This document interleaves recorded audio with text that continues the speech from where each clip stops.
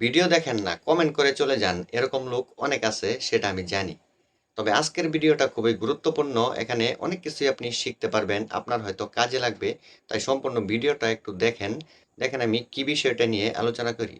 আপনি যখন স্টোরিতে যে কোনো ভিডিও বা ফটো আপলোড করেন, তখন কিন্তু আপনার এই স্টোরির সাথে একটা মিউজিক অ্যাড করার অপশন চলে আসে।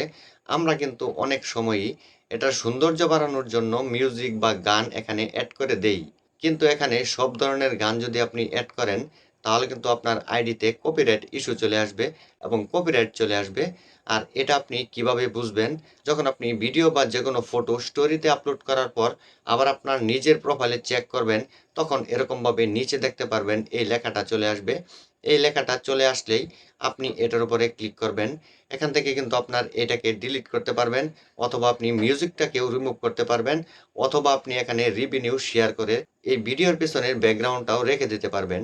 রেভিনিউ শেয়ারটা হচ্ছে আপনি এই ভিডিও বা এই ফটো থেকে যতটা ইনকাম পাবেন তার একটা অংশ তারা নিয়ে নিবে। এটা হচ্ছে নিউ শেয়ার। তারপর আপনি সি ডিটেলসের উপরে ক্লিক করবেন। তারপর এই কন্টিনিউ লেখাটা চলে আসবে। কন্টিনিউ লেখার উপরে ক্লিক করবেন। তারপর এই অপশনটা দেখাবে, আপনি আবারও কন্টিনিউয়ের উপরে ক্লিক করবেন।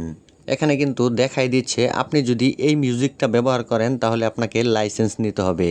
তারপর এরকম চলে আসবে, এখানে কয়েকটা অপশন আপনাকে দেওয়া হবে। উপরের অপশনটাতে ক্লিক করলে আপনার রেভিনিউ শেয়ার হবে, আর মাঝখানেরটা সিলেক্ট করে দিলে বোঝা যাবে আপনি কোনো কপিরাইট ইউজ করেন নাই, এটা আপনি প্রমাণ দিবেন।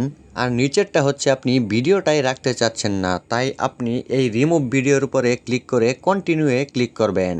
তারপর ডিলিট ভিডিওর উপরে ক্লিক করবেন। তারপর এই ক্যান্সেলে ক্লিক করলেই আপনার স্টোরি থেকে ওই ভিডিও বা ফটোটা ডিলিট হয়ে যাবে।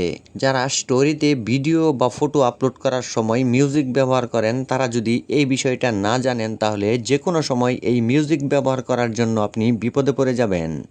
আশা করি এই বিষয়টা খেয়াল রেখে আপনারা কাজ করবেন, তাহলে আপনার আইডিতে কখনোই সমস্যা হবে না। আর একবার যদি আপনার আইডিতে যে কোনো ইস্যু চলে আসে, তাহলে কিন্তু সহজে ওই ইস্যু আপনি সরাতে পারবেন না। আশা করি ভিডিওটি ভালো লেগেছে। যদি ভিডিও থেকে কিছু শিখে থাকেন তাহলে অবশ্যই ভিডিওতে লাইক দিয়ে ভিডিওটা শেয়ার করে দিবেন।